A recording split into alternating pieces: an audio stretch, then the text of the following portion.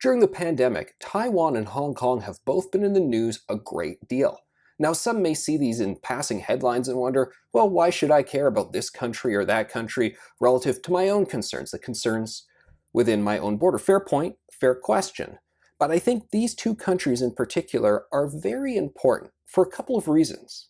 They are the beachheads for all that is good when it comes to liberty, freedom, and democracy. They are also the bulwarks for the rest of the world, the freedom-loving world, to defend itself from the rise of China, the rising global superpower that would like to really export its vision of the world, its vision of communism, as broadly as they can. And that includes swallowing up these regions that they contend are theirs: Taiwan, Hong Kong, Tibet, the South China Sea, various other sundry pieces of land. And we cannot allow that to happen. Both Taiwan and Hong Kong, freedom-loving countries, freedom-loving peoples.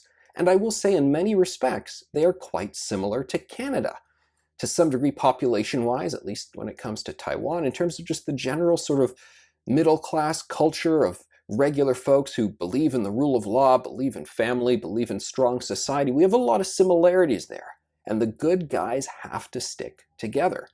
Now, for a long time now, China has considered Taiwan this sort of renegade province. When it comes to Hong Kong, well, they sort of brought them back into the fold in 1997, and then they signed a deal saying that, okay, we're going to leave you alone until 2047, and until then, we're going to have two systems. Well, they're violating that more and more now. Hong Kong has this basic law that more or less enshrines that democracy gets to continue and freedom gets to continue, at least in the interim. Well, China not following that anymore.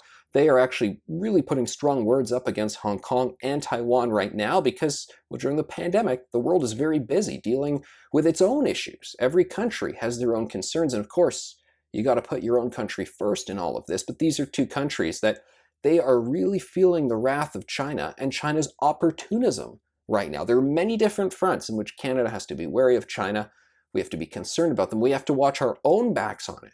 But the reason that standing up for Taiwan and Hong Kong matters so much is because they are the buffer zone. Once they go, what's to stop China then from bullying other regions even more and more? So they matter because they're good people, because those countries matter inherently, intrinsically, and because, like I said, they're the beachheads. I mean, if China is able to make their aggression against them, that's a problem for the rest of the freedom-loving world.